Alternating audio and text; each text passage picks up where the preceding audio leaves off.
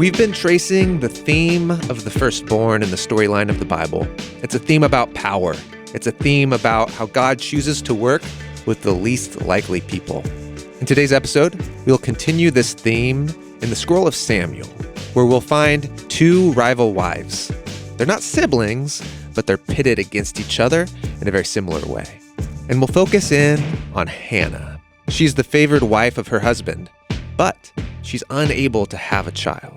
And so she makes a promise to God. If God will bless her with a son, she will give her firstborn son back to serve God.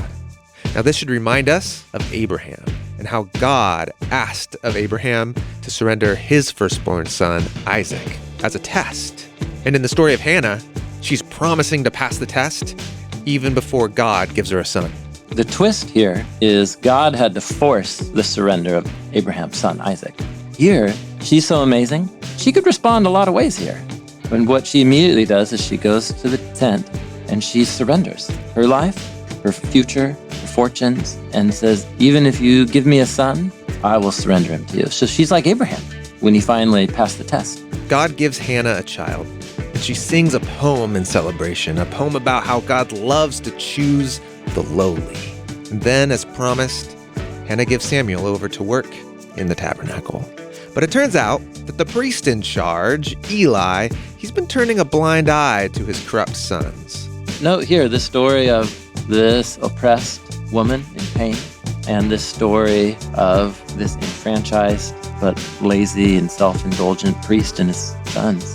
They live out exactly the inversion that Hannah's poem talks about, but it's also really at the heart of God's desire to exalt the humble and to bring down the high and mighty. And that's how Yahweh establishes the pillars, the order of the world. It's such a powerful thing to meditate on.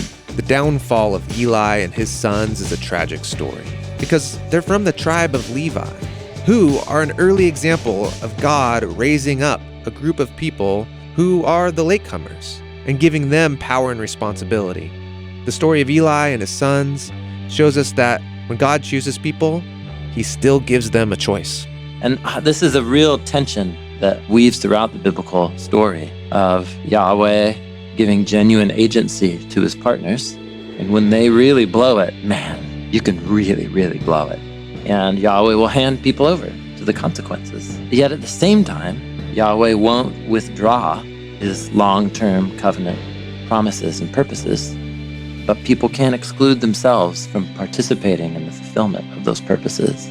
Today, Tim Mackey and I talk about Israel's priests, the boldness of Hannah, and the raising up of Samuel to serve as a priest and judge over Israel.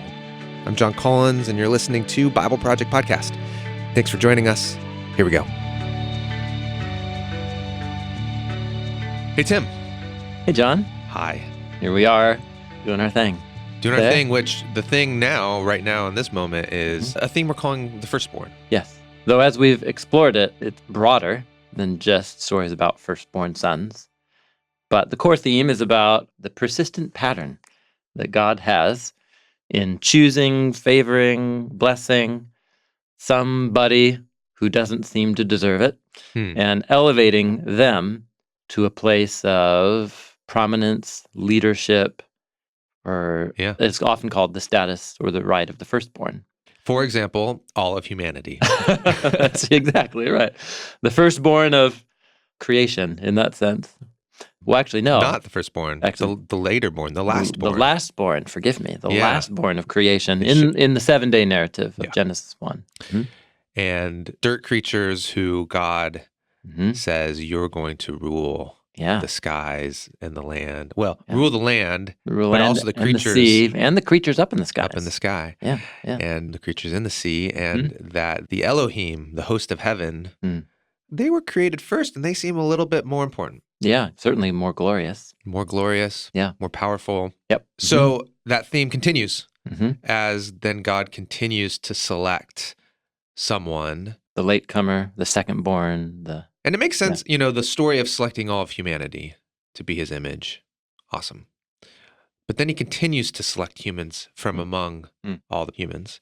And that's connected to this theme of that through a seed of the woman, through Mm. one line Mm. of humanity, God is going to raise up a Messiah. Yeah, that's right. Which by definition can only come through one genealogical lineage. Yeah. Yeah. So we're tracing a lineage Mhm. from which this Mhm. snake-crushing Messiah is going to come. Mhm. And so who's God going to pick?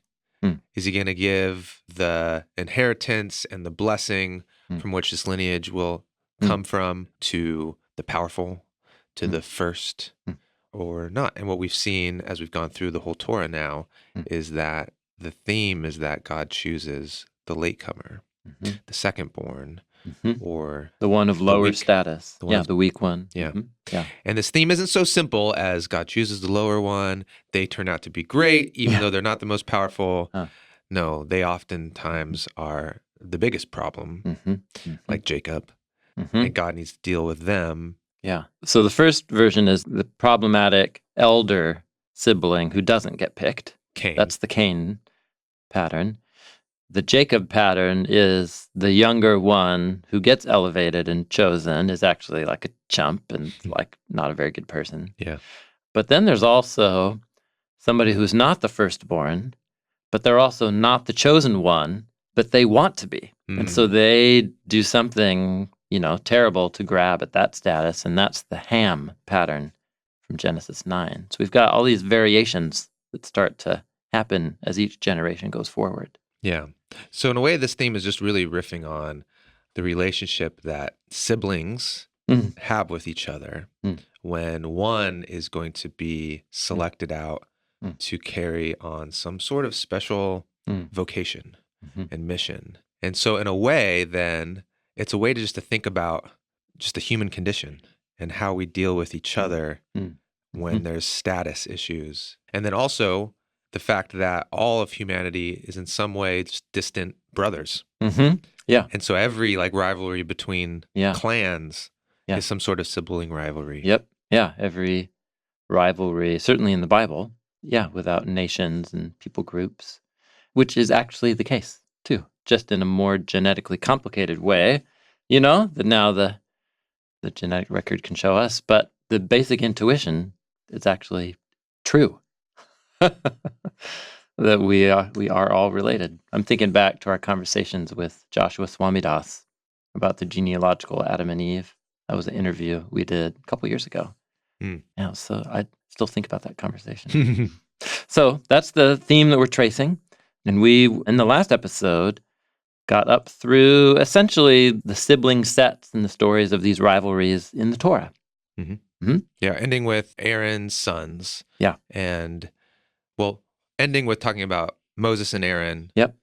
Israel as the firstborn. Yeah, over Egypt. Yeah. Yeah. And then Aaron's sons and their kind of birth order and the dynamic between them. Mm-hmm.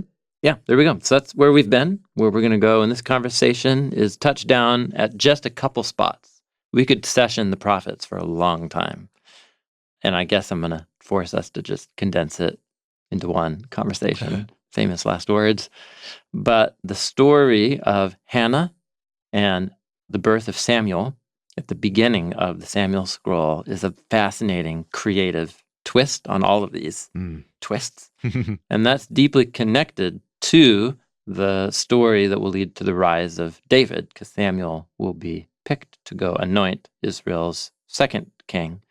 But as far as God's concerned, it's their first real king who will do what God desires. And those two stories have this inversion of the firstborn and God's elevation of the unexpected one. Like that's the heart of these two stories. And it sets the pattern, or continues the pattern, that will get carried on into the writing prophets about their expectation of the coming snake crusher, who will be a similar Samuel and David-like and Moses-like kind of figure.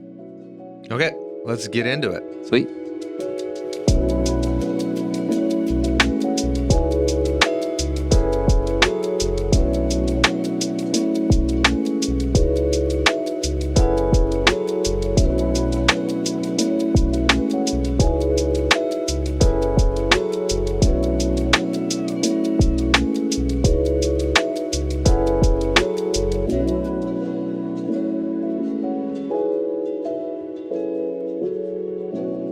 So this is a story I don't think we've ever read aloud and meditated on. I'm so excited. Yeah. This is one of my favorite stories in the Hebrew Bible. Oh, cool. Love this. So we are at the beginning of the Samuel scroll. Israel has crossed into the land. Mm-hmm. That's Joshua. And when we get into Joshua, we get into the section of the Bible called the prophets. Mm-hmm. And we call it the former prophets and the latter prophets. Yeah. So yeah. we're in the former part of that. Yep. There's 4 collections in each parts of the prophets. The former prophets, it's 4 scrolls: Joshua, Judges, Samuel, Kings. And actually, well, the last 2 were too long for one scroll, but they got divided. So it's actually 6 scrolls, but it's 4 literary works. Mm-hmm. But they're all united: Joshua, Judges, Samuel, Kings. And then there's 4 collections of the writing prophets: Isaiah, Jeremiah, Ezekiel, and then the 12, scroll of the 12. Okay. Shorter prophets. So 4 former prophets, 4 latter prophets. Yeah. Okay. Yep. Wow. And so we're right in the middle-ish of the former prophets. Correct. Yeah. In the Joshua scroll, Israelites went in to the promised land. They were met with great hostility by all kinds of tribes of mostly Canaanites, and God enabled them to overcome their enemies, rescued them from destruction so that they could settle in the land.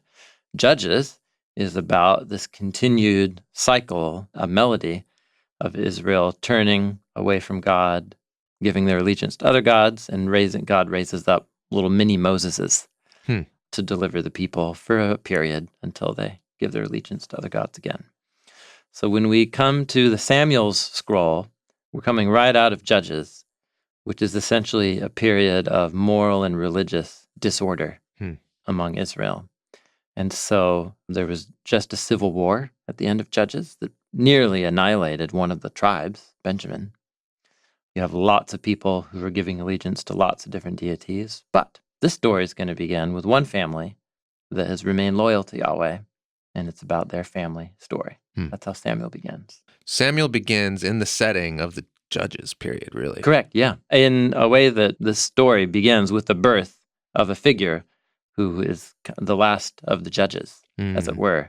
He's actually named in that list of Israel's judges, and it describes what he does.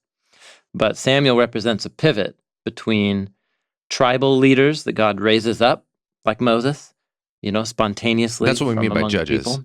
Are these like tribal chieftains? Tribal chieftains, yep, that are empowered to lead Israel for a temporary period of time. But what Samuel will be, he's the last one of those, and he stands at the threshold of Israel transitioning into a unified federation of tribes under one monarchy, a king over all the tribes, which is kind of like a tribal chieftain, but more centralized. More established. Yeah. And as Samuel warns them, taxes. His whole speech about the taxes implied by getting a king. Yeah. Anyhow. So that's kind of the setting here. So this is the birth story of Samuel, who's this figure at the threshold, transition figure. Now there was a guy, a certain man, from Ramatayim Tsophim, from the hill country of Ephraim, that is Joseph, the son of Joseph. So this is one of the sons of Joseph. Yep. So this is happening north of the city that will become Jerusalem, but Jerusalem hasn't even become the central city yet in the story. This guy's name was Elkanah, which means El is passionate.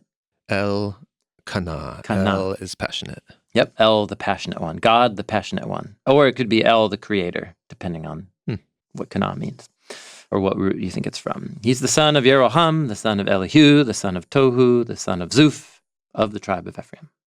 Now he had 2 wives. The name of one was Grace, or favor, Hannah. The name of the other was Coral, Penina, which is the Hebrew word for coral. Coral, like in the ocean? Yeah, like coral reef coral. Oh. Yeah. Wow, okay. Yeah. Yep. So favor and coral. Yeah. Now, Penina, Coral, she had children. But Hannah, she had no children. She's the favored one. We don't know that yet. Well, her name's Favor. Oh. You're going to turn out that she's the special one for Elkanah. So we're clearly in the realm of the theme of the firstborn here. Totally. Yeah. 2 wives. Yeah. One's having children, one's not. So we're back here to Abraham's 2 wives, Sarah and Hagar. and then to Jacob's 2 wives. And that, for sure, like you'll see, this story is modeled on both of those sets of rival wives in Genesis. So in this case, yeah, that's right. So the name of the wife with no child. So Hannah is being likened to Sarah in the story, and also likened to Rachel, who had no children, the wives. Who were both the favored wives. But they were both the favored wives. Now this man, Elkanah, would go up from his city every year to worship and sacrifice to Yahweh of hosts in Shiloh. So you find out that the tabernacle and the tent is located at this town, Shiloh. And that's where the liturgies and worship of Yahweh is taking place, at this town. Oh, you should also know that working in the tent there in Shiloh are the 2 sons of Eli, Hophni and Phinehas. They were priests to Yahweh there. Now, the day came when Elkanah would offer a sacrifice at this annual feast. He would give gifts to his family. And he would give portions to Peninnah, his wife, and to all her sons and her daughters. But to Hannah, he gave the double portion, because he loved Hannah. But Yahweh had closed her womb. So there's just, every word in here is like a glowing hyperlink. Yeah. To one wife who's favored, given the double portion, which is what you give the firstborn. Yes. There's a law in Deuteronomy that talks about if a guy has 2 wives and he loves one more than the other, he can't give the firstborn double portion to the son of the wife he loves if the unloved wife has the actual firstborn son. Oh, okay. But here, he's not giving the inheritance to a son, but he's just giving to the wife that he loves. Yeah, a double portion. Because she doesn't have any sons. Yeah. So what's funny is he's not actually doing what the law in Deuteronomy says you're supposed to do. We're supposed to not do? Yeah. What you're supposed to not do is give the double portion, which is the right of the firstborn, to somebody who's not the firstborn. Yeah, so in this example, if Hannah were to have a kid later, and Elkanah's like, well, that's my favorite wife, so now that's my favorite kid. Right. He's not supposed to treat her kid like the firstborn. Correct. That's Even right. though God does that all the time. Yeah. So this guy already has a firstborn son. Yeah. Through Coral. But he doesn't give the double portion to that son. He gives it to his wife. So he is breaking the law. Yeah. Yeah. He's not doing what the law says. So, but he's so taken. And what's so interesting is you have to really be familiar with this literature to even notice that. Oh, sure. True. But this phrase double portion is not a very common idiom. So it just occurs in a few places, but the law is one of them. Yeah, okay. So what's interesting is the wife's name that he loves is Favor, and he clearly is showing favor to her. But what's interesting is in their economy, in their social economy, having children is a sign of favor. And so she appears to be the unfavored one in the eyes of the people, but in the eyes of Elkanah, it's really interesting. In a way, Yahweh's not showing her favor. And here, Yahweh closed her is womb. withholding, the favor of the fruit of the womb. Verse 6. Now, Hannah's rival, she's not even called by her name here. She's just called... Is this Peninnah? Yeah, Peninnah. She's called her rival, her enemy. My son uses this word. Rival? Yeah. Oh, wow. To talk about, like, other kids on the playground. I don't know where it came from. That's awesome. Maybe you got it from reading the Bible. Her rival, however, would provoke her bitterly, irritating her because the Lord had closed her womb. So Coral's like... It's being a bad sport. Yeah, throwing jabs. But, also, Hannah's getting the double portion. That's gotta irritate her, too. Exactly. Yeah, solid point. But here it's because Yahweh closed the womb, not because she's getting favored. Yeah. So just notice this so clearly, this is about 2 rival wives who aren't siblings, but this is all the themes of the firstborn rivalry that we've been seeing all throughout the Torah. So it happened year after year, when they would go up to the tent for that feast, as often as she went up to the house of the Lord, she, that is Coral, would provoke her, that is Hannah. And so Hannah would just weep. She wouldn't even want to eat. And it's a feast. And so Elkanah, her sensitive husband, says to her, Hannah, why are you crying? Why don't you eat? Why is there evil, badness to your heart? Aren't I better than 10 sons for you? 10 sons. That's interesting. Am I not better to you than 10 sons? What a chump. It's just like That's a chumpy thing to say. Lessons in what not to say to your wife. To your grieving wife?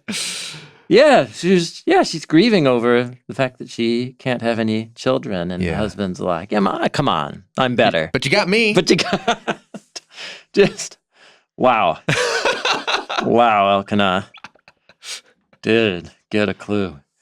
So the sensitive comment, because by the way, if you're not reading along, it was not in the text. That was a jab. That was sarcasm. Oh yeah, that was Okay. that was sarcasm. What I meant to say was her insensitive husband. Literally, and that is what I meant non-literally by using sarcasm. Verse 9. Then Hannah rose after eating and drinking in Shiloh, and Eli the priest, he was sitting by the door of the temple of Yahweh, but by the curtain, doorpost. And Hannah was just greatly distressed. And so she's praying to Yahweh and weeping bitterly. And she made a vow, promise. Yahweh of hosts, she said, if you will look upon the oppression of your slave, your maidservant. That's interesting because that's Sarah oppressed Hagar. It's exactly the same word. It's the same word. Yes. Okay. Yep. So what Sarah, the favored wife, who had no children for Abraham, this is what Sarah did to Hagar, the slave, who did have Abraham's firstborn. So here is a twist on the theme. That's exactly We're used to twists, and now it's the unfavored wife. No, it's the favored wife. No, it's not a twist. Well, she's kind of favored and unfavored. She's favored to her husband, but it doesn't seem like Yahweh has shown her favor because she hasn't had kids yet. But that's the same thing with Sarah. Yeah, that's right. So. Oh, but she's the one. Okay, that's the twist. Yep. She's the one being oppressed instead of being the one who's oppressing. Yep. Yes. Okay. Yeah, exactly right. Okay. So she's like Sarah, but also like Hagar. Yeah. She's both, in different ways. Ooh, this is great. This is what the Hebrew Bible scholar Yonatan Grossman, he calls this dynamic analogy. In other words, there's a hyperlink that's comparing character in one biblical story to an earlier story, but it's not just a one-for-one slot. In other words, a character can be linked to multiple characters in the previous story. So here, she's both Sarah. She doesn't have kids, and she's like Hagar. She's getting oppressed by her rival. It's a good example of that. Yeah. So she says, please do not forget your servant, but please give your servant a son. And if you do, then I will give him to Yahweh all the days of his life, and no razor will ever pass over his head. And the razor bit, is that from the Nazarene vow? Yep, the Nazarite vow. Nazarite vow. Yep. A Nazarite was any Israelite. Doesn't have to be from the tribe of Levi. Yeah, but can take on themselves the calling and holiness and lifestyle of Israel's high priest. I see. So if God gives me a son, I will pass off this son to the service of God as working like a high priest, even though he's not from the tribe of Levi. Yep, that's right. So what's fascinating here is this is about, if you give me a firstborn, I will surrender the firstborn back to Yahweh. And this is a theme as well. Yeah, this is the Abraham and Isaac theme, right? So they schemed to get a firstborn son and oppressed the Egyptian immigrant in the process. And so what Yahweh asked for is, give me that son back. And then Yahweh gives back what he was going to take, the life of the son, by offering a substitute, and then they worship. So we should on the be mountain. Anticipating, okay, we're going to have a story like that. We're going to have a story where she's going to get a son. She's going to give the son over. Yeah. And then something special is going to happen. The twist here is God had to force the surrender of Abraham's firstborn son, Isaac. Here she's offering it from the beginning. She's so amazing. Like she could respond a lot of ways here. Yeah. And what she immediately does is she goes to the temple, the tent, and she surrenders her life her future, her fortunes, and says, even if you give me a son, I will surrender him to you. So she's like Abraham now. Like Abraham when he finally passed the test. Yeah. So she's passing the test even Before she didn't need to have a test because she's just, I'll surrender it all. Or the test is the barrenness. Oh, thank you. Thank you. That's exactly right. Yeah. The test is, that's great. That's exactly it. 2 times we've been told Yahweh closed her womb. Yeah. That puts her in a very difficult situation. Yeah, and that's the theme of the test is this awkward where like, is God doing that to be mean? Did he set this person up just to be cruel? And this is where we talked about the theme of the test, which is about the intent of the orchestrator of a test. If you're trying to get someone to fail, we call it a trap. But if you are giving someone the opportunity to grow in patience, endurance, in virtue, and loyalty, then the same scenario that looks the same from the outside could actually be a test. Yeah, that seems to be how the story presents it, which is, maybe just to name, this is a very sensitive topic for lots of men and women. Yeah. Inability to have children. It's very painful. Yeah. So there's both wisdom in the story, but also I think it's important to be sensitive and not try to interpret, especially for someone else, that every difficult thing they've ever gone through is just a test. And God's really generous. It's really hard to feel that way when you're in the middle of some of these scenarios. And so it takes discernment to know. But the narrator's telling us that's the situation Hannah was in. And this is how she responded, with utter surrender. Yeah.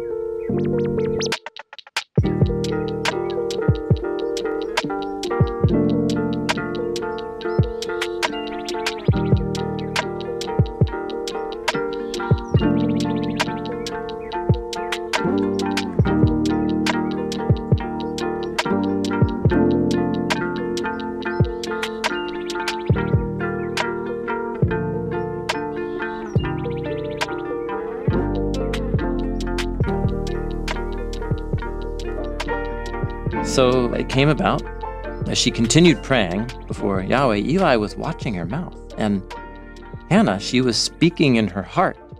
So her lips were moving, but her voice was not heard. And so Eli thought, oh, dude, she's drunk. Too much of that tabernacle wine. Too much. So Eli said, woman, how long will you make yourself drunk? Put away your wine. And Hannah replied, no. I'm a woman oppressed in my spirit. Ooh, what is this? Ooh, kasher. Yeah, oppressed in spirit. I haven't drunk either wine or any alcohol. Here's what I am doing. I haven't poured out a drink for myself. Rather, I am pouring out my nefesh, my very being, before Yahweh. Such a beautiful scene. Don't take me for a worthless woman who would come into the temple trunk. I have spoken out of my great concern and over all of this pain and provocation that I'm in. So Eli said, go in shalom. May the God of Israel grant you your request as you've asked him. And she said, let your maidservant find Hannah. Yeah, or chen is the short is the noun, but it's her name. So let me, Hannah, find chen in your eyes. And she went away, and her face was no longer sad. What's the story? So the next sentence, they rose early in the morning, they worshipped, and returned to their house in Ramah, and Elkanah knew his wife. That's a hyperlink back to Adam and Eve, and the birth of Cain and Abel. And the Lord remembered her. This is exactly what happened to Rachel in the story of Jacob's 2 wives. And then she conceives and has a son. And she names him Shmuel because Shmuel? Shmuel. Oh, yeah? Shmuel. It's Shema, listen. Oh. And El, God. Oh, God listens. God listens, yeah. And then she makes a wordplay, because I have Sha'al requested him from the Lord. Shmuel. God listens because I have asked. Yeah, I name him Shmuel because Yahweh Sha'aled. Yeah. So then what happens is she doesn't go up to the annual sacrifice. because she spends the first couple of years just with her baby, nursing and caring for her baby. But then when he gets old enough, when she's weaned So you're him, skipping down. I'm skipping down. Yeah. What they do is she finally, when he's like a little boy, she brings him up and they offer a bull as a sacrifice and they bring the boy, and Hannah sees Eli sitting there. And she says, "Oh, my Lord, as your soul lives, I'm the woman who stood here years ago. Remember me? Remember me praying? You thought I was drunk. Yeah, I prayed for this boy, and Yahweh gave me my request, which I asked for. And so now I am dedicating him to Yahweh." This is Abraham offering up Isaac. She's surrendering. Yeah. And I dedicated him to Yahweh, and as long as he lives, he belongs to Yahweh. And you worship the Lord there. And then she sings a song. It becomes a straight-up musical right now. So rad. Yeah. So first, we're going to talk about her song because it's so awesome. Yeah. But let's just kind of register where the story went and how this kind of creates another twist about the story of the firstborn. Yeah, this is a story where, while it begins in tension and conflict, the main character here, is just from the get-go, just like passing the test and then following through. That feels like a new thing. Yeah, sure. Right? Like every other story, it's like there's so much scheming and there's so much like rivalry that just gets so hairy and knotted, and like almost in spite of everyone, God comes through. Yep. And here's one where it's like you get a character who she's oppressed, like she's going through this test, and she just like flying colors. Yeah. Does. Yeah. It's like she's a very saintly kind of picture here. Totally. Saint Hannah. Saint Hannah. Absolutely. Yeah. She's impeccable. Like she is this model of both trusting in Yahweh, even when it feels like Yahweh's the one who's withholding favor from me. And that's surely the irony of her name, even. And then she says, even if you were to show me favor, I would surrender that thing that you gave to me to show me favor. Yeah, she's like the opposite of Abraham and Sarah, the opposite of Jacob and Leah and Rachel. She's awesome. What else can you say? Yeah. And what's amazing is that it's this woman of low social standing, and she's the one being exalted in the narrative as this model of faith and devotion to Yahweh. That's surely part of the dynamic, is she herself is like the favored chosen one as a model of devotion and trust, even though the whole story is about how she's not perceived as the favorable one by her community. Now, what's interesting is, as we've traced this theme so far, it's always been about who's going to carry on God's blessing in order to then be the lineage which then the Messiah comes. Yeah, exactly. And this story is not about that. Not yet. That's perfect tee up for the poem. Okay. It's what the poem's all about. Oh, okay. Well, I mean, because Samuel is not. That's right. He's in the line correct. of the Messiah. No, that's right. But he's going to anoint. He will be the one to anoint David, who becomes the lineage.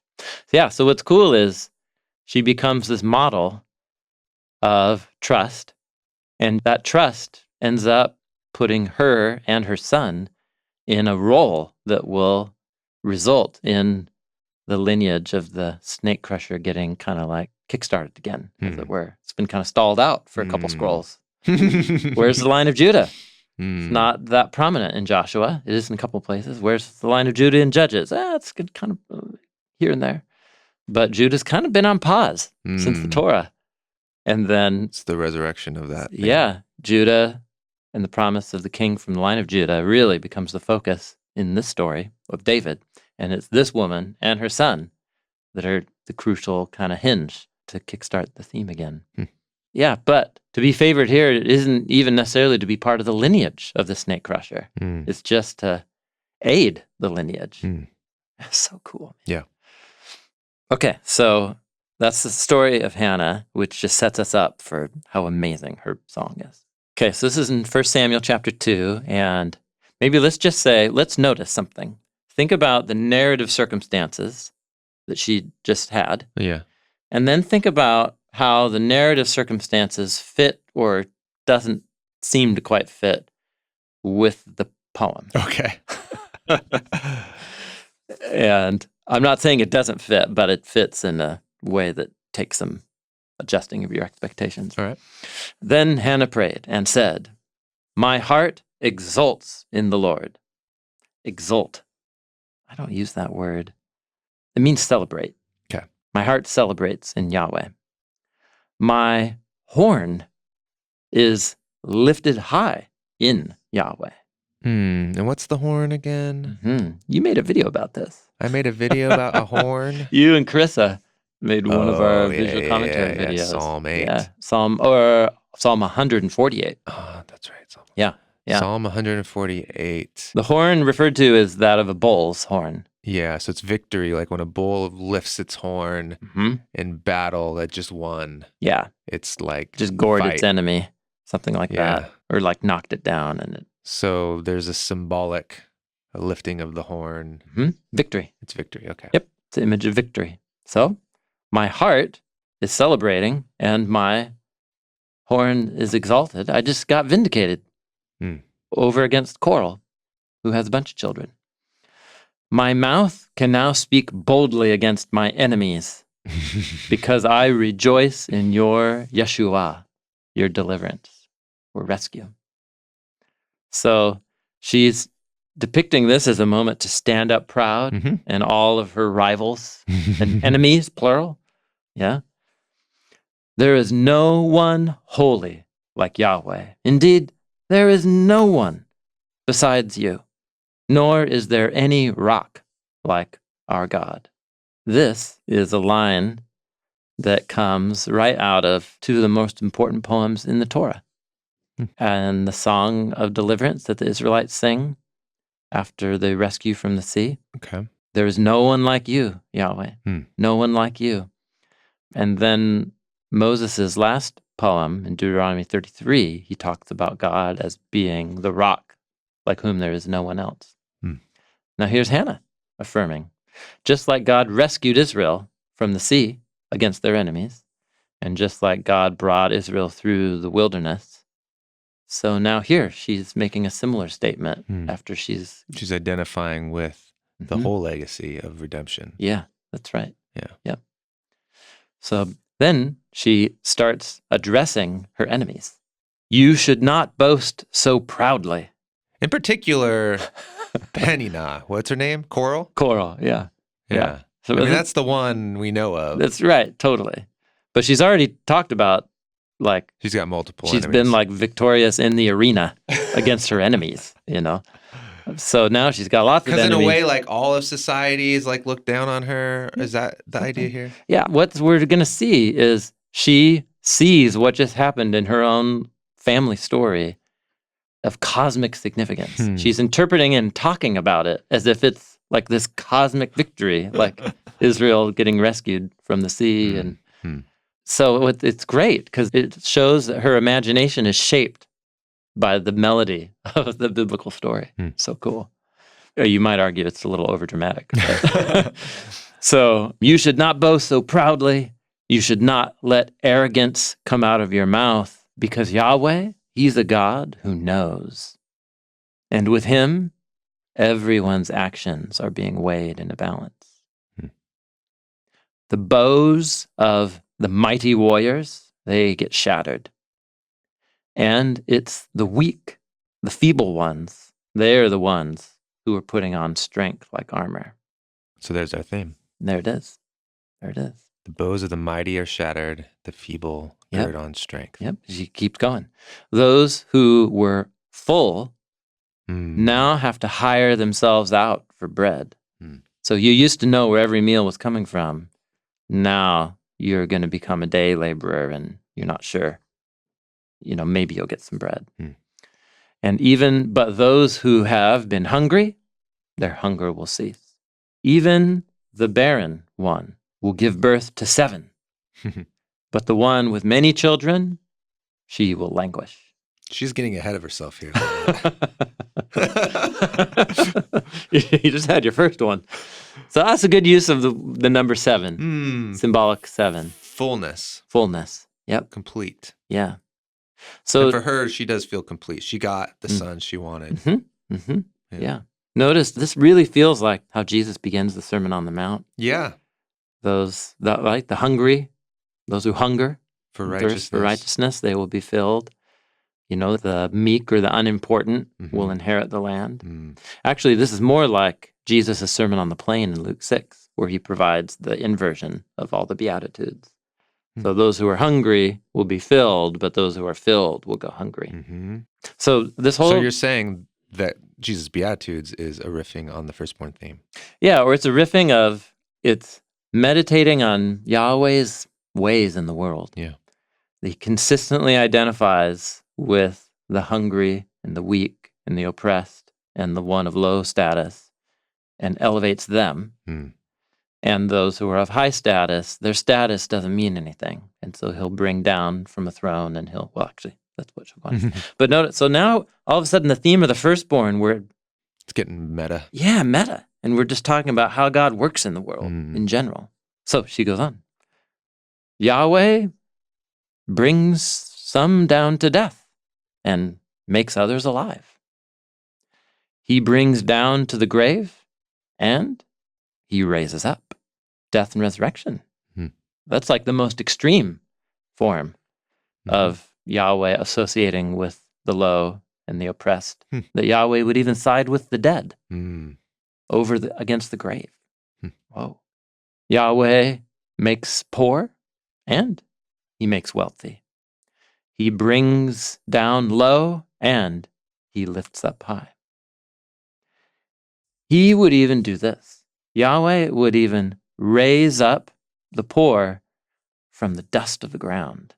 The most desolate place. Yes. Lift up the needy from the ash heap, and he would enthrone them with nobles so that they inherit, think of firstborn and inheritance, that they are the ones who inherit the seat of honor.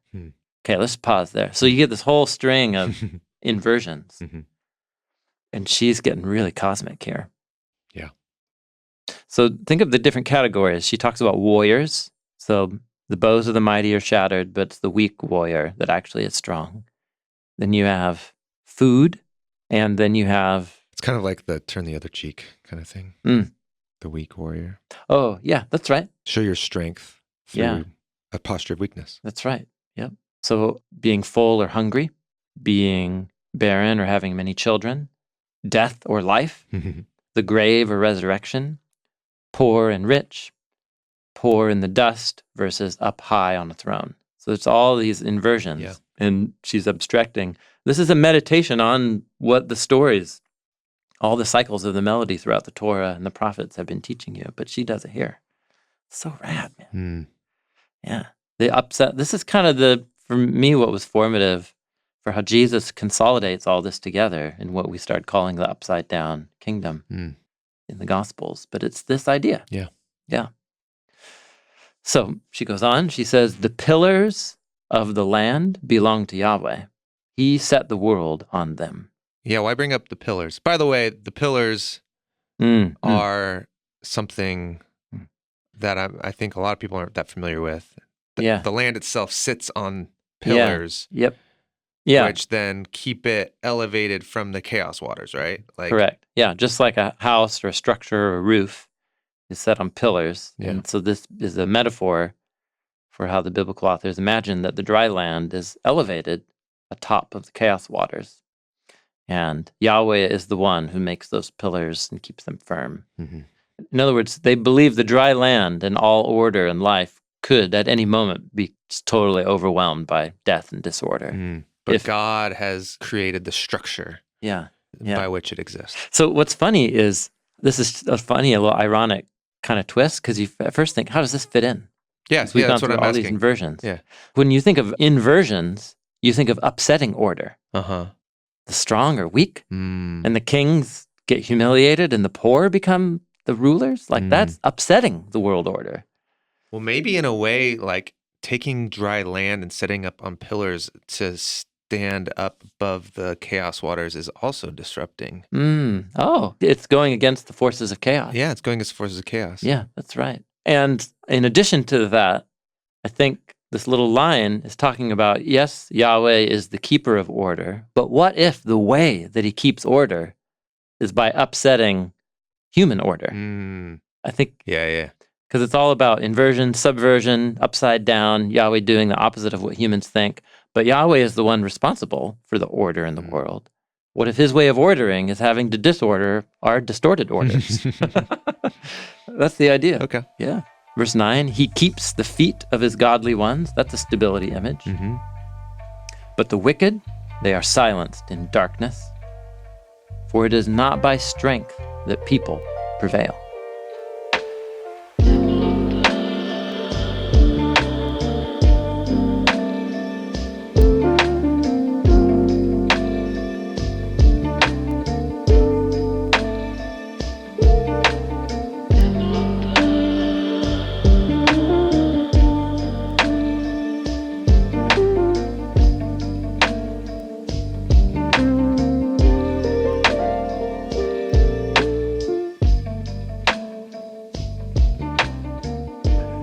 She's feeling this in the moment. She's experiencing this in the moment. Yeah. But look around, Hannah.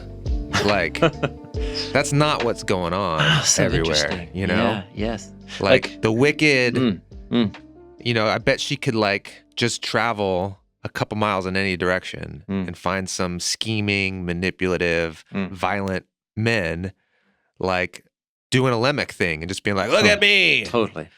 Okay, so this is what's so rad, is this poem is programmatic for the rest of the Samuel scroll. What she's giving you is the program, and her story has been set in front as the template. And the bold, audacious claim of her poem is actually, in reality, the way Yahweh works in the world is like what he did for me. And even That is though audacious. And that's how the world is ordered, is Yeah. by Yahweh confronting human disorders. Wow. So actually what she's about to say is this is how Yahweh actually really works in the world. And if you have eyes to see it, you'll start seeing it everywhere. And just think about what the Samuel scroll is going to be about. It's going to be about the rise of Israel's first king, a guy named Saul. And then it's going to be about his slow, tragic downfall because of the slow turning away of his heart. And so Yahweh raises him up, and then he brings him down. And then it's going to be about Yahweh taking David, who's down in the dust of low status, and he raises him up, and the slow turning of David's heart, and then he goes down. And so really the whole Samuel scroll is a study of two kings that both are exalted and both fall, but in really different ways. And they embody what Hannah says about this poem. Because look at what she says next. She says, those who contend with Yahweh will be shattered. Against them he will thunder in the skies. Yahweh is the judge of all the ends of the land. And he gives strength to his king, and he will exalt the horn of his Mashiach, his anointed one. Then Elkanah went to his home at Ramah, and the boy stayed and served before Yahweh with Eli the priest. So there's going to be this rise and fall of inversions that will finally result. She gets apocalyptic here. I mean, because this is this audacious, that's a great word, hope for how the story, the human story will come to fulfillment is with God judging the earth with justice. He is king with his strength and this Messiah being victorious. But that's not the reality on the ground. She's experiencing that in some little way. Yeah, that's her right. little moment of salvation. Yep. And now it's getting cosmic. Yeah. She sees in her life experience this plot arc, this arc of a story that she's like, this is what Yahweh has planned for the whole cosmos. It's like the world is the venue of people in their power games. Yeah. But actually what Yahweh loves to do is to take the powerless and put them in charge. But you know what? Even that can become a roller coaster. But ultimately, there is coming a day that is captured in this moment, which is the birth and the arrival of Yahweh's chosen one. And she paints a picture forward to final justice, the arrival of a king who will stand victorious over the nations. You're just like, whoa, man. Hannah, the poet. Whoa, man. That's from Mary Axeter. Woman. Yeah. Whoa, man. That's right. Thank you, Mike Myers. This poem has it all, man. I said we were going to talk about the story of David and then go to Isaiah, but no. We need to stay here. So you want to know it's super awesome. So, okay, what happens is Samuel is born. Yeah. And all of a sudden, Samuel is compared to the two sons of Eli. Okay. And so they have a rivalry? They have a rivalry. Yeah. And they're chumps. I mean, they're stealing. The sons of Eli are chumps. Yeah, they're stealing from Israelites, and they're like literally bullying Israelites coming to give their offerings. Yeah. And so what Yahweh orchestrates in the next few chapters is the exaltation of Samuel as the real leader of the tabernacle. And even though he's not a Levite. No, he's totally, yeah. And he's a true outsider then in this scenario. Yeah, so Samuel becomes one exalted to the place that the Levites should occupy, but there's no qualified Levites, and they're all corrupt with the two sons of Eli, Hophni and Phinehas. And then, so what happens is the Philistines attack, they steal the ark, and Hophni and Phinehas and Eli all die in the fallout from that battle. And then the ark is delivered back because Yahweh sends plagues on the Philistines, but without and they're like, here you go, totally have it back. But without a Moses figure, just the ark becomes his own Moses. Wow, and striking. It's really fascinating. And so the ark comes back on a cart, and Samuel and they're like there to guide it back into the tabernacle. So Samuel, both Hannah and Samuel, become these exalted latecomers over what you think is the firstborn. And so that's the story, and it sets the tenor for what the rest of the Samuel scroll will be about, which is mainly a story about the rise and fall of Saul, the first king, and then the rise and fall of David, Israel's second king. So if Eli's sons are also about the theme, and we didn't really dig into that, but it makes me think of Aaron's sons. Totally, yes.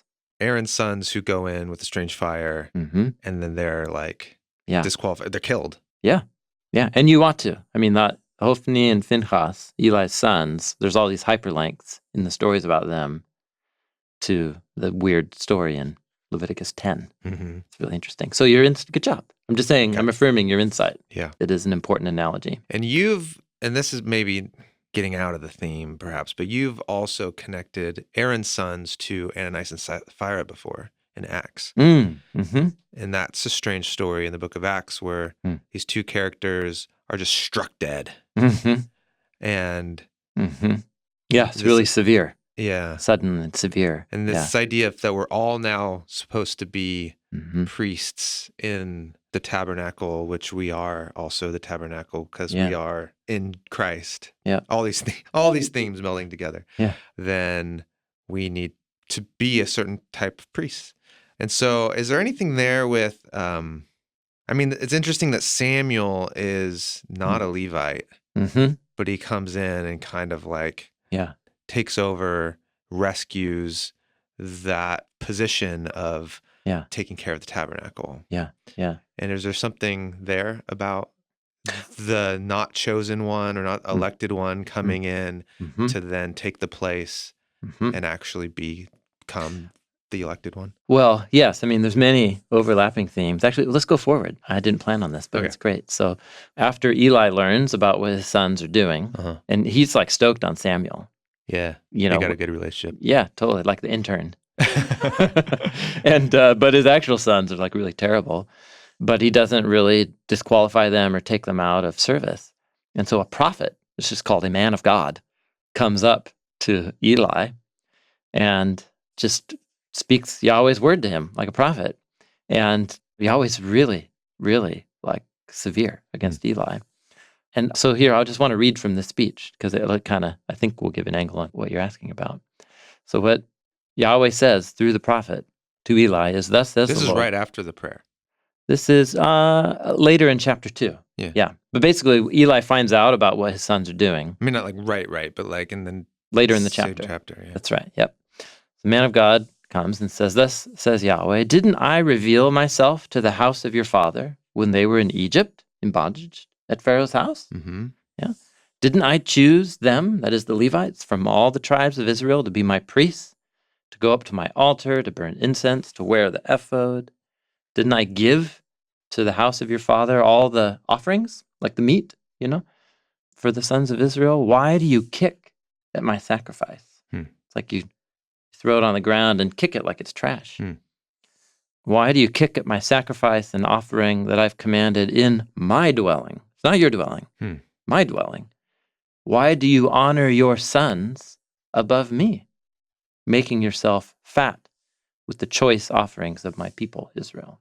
So this is the story about Yahweh has elevated the tribe of Levi, the thirdborn of the sons of Jacob, to a place of honor to be the priests. And then now this is like the Jacob pattern. The one that God does choose and elevate is kind of becomes like a schemer. That's yeah. right.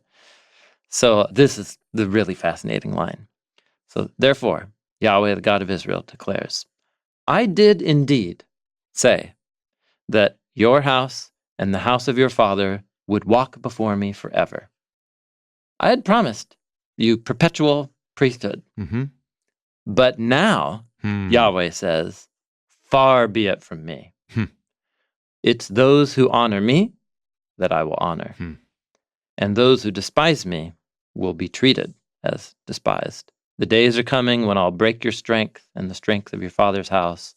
There will be not even old men. In my house, you'll see the distress of my dwelling, and in spite all the good that I might do for Israel, and an old man will no longer be in your house." And he goes on to say, like, you're going to die, your sons are going to die. And verse 35, "I will raise up for myself a faithful priest who will do what is in my heart and in my nephesh, my soul. And I will build for them a perpetual house. And he will walk before me as my anointed one, or he will walk before my anointed one always." There's the translation rabbit hole right there. But essentially what he's saying is, like, you've been relieved of your job. Yeah. And I'll raise up. I raised your family up. Yeah. I raised the poor from the dust. Mm-hmm. I can raise a new priest from another line. Yeah. So Eli becomes the negative example. Hannah's the first positive example. And now Eli is the first example of the high and mighty brought down. But the power of this line, I did tell you that your family would be the eternal priesthood, but now I'm saying that you're not going to be that. Because you didn't. That's uncomfortable. Isn't it? Yeah. I think so too. Yes. I made a promise, and you know what? You blew it. Mm-hmm. Yeah. The reason why I'm reading this is it has that severity to it that's like the death of Aaron's sons and like Ananias and Sapphira. And this is a real tension that weaves throughout the biblical story of Yahweh giving genuine agency to his partners. And when they really blow it, man, like, you can really, really blow it. And Yahweh will hand people over to the consequences and the fallout from that. But yet at the same time, Yahweh won't withdraw his long-term covenant promises and purposes, but people can't exclude themselves from participating in the fulfillment of those purposes. And now we're back to the themes of, like, the wilderness generation, that doesn't get to enter the promised land. Moses doesn't get to enter the promised land. And this is a tension that's brought up again in the letter to the Hebrews, in the famous warning passages of Hebrews. And I don't think it's a tension you can fully resolve. We create theological systems that want to solve the riddle. And it seems to me the point is to let this challenge us and challenge every generation to reevaluate, be self-critical, be like Hannah, and surrender yourself to Yahweh's mercy again. But I don't also want to, like, cover over the severity, of the challenge here. So I don't know. All I've done is respond to what you raised. No, that's I haven't great. provided an answer. But And this is connected to the theme, right? Where it's like, I'm going to elevate someone. I'm going to select someone. And, well, is it connected to the theme? Well, it's a twist on the core theme. With Cain, remember what God said to Cain? I've favored your brother, but if you do good, isn't there exaltation for you too? Yeah. Sin is a croucher at your door. You can rule it. It's like you have Rule a choice. it like the beast. You have a choice to make here, buddy. And so in a way, it's a little different because Eli is from the tribe of Levi. And what God said is, I had already exalted you. You were the latecomer that I exalted, but you didn't do right by me. And so it's not a license to just do whatever. Yeah, you didn't rule the beast, and so you will be brought down instead of exalted. Cool. Well, we didn't get to David. No. Well, then I think we'll make David the next conversation. All right. Because we can't not talk about David. So we'll do the David. But let's just note here the story of this oppressed, woman in pain and suffering, and this story of this enfranchised but lazy and self-indulgent priest and his sons.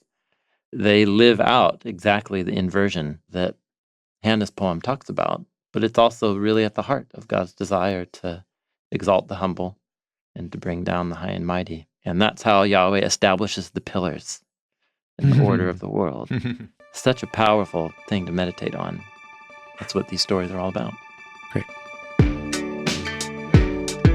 Okay, so this is Dan Gummel with the podcast team, and I'm back with another employee introduction. And I'm here with a friend of mine, a coworker, and we're going to read the outro credits. So do you want to go ahead and introduce yourself? My name is Maka, and I've been working for Bible Project for about a year now, and I am the product manager for the Web Squad. So Maka, tell us a little bit about what that means for you on a daily basis. Yeah, work just involves everything that has to do with the website, putting our podcasts up, our videos up, Bible studies, anything that has to do with the website, and you need to figure out what Bible Project has to say about something, and you find us on the web, you come to our website, and that's what I do. So anything that's on the website, you have meticulously gone over and poured over in detail. Yeah. Tell me a little bit about your life outside of work. Oh, yeah, sure. I live in Maryland with my 2 kids. Okay. And my husband. Yeah. So you're an active mom. How old are your kids? They're 4 and 5. Yeah. Oh, really? Yes. What's one of the most unexpected things about being a parent?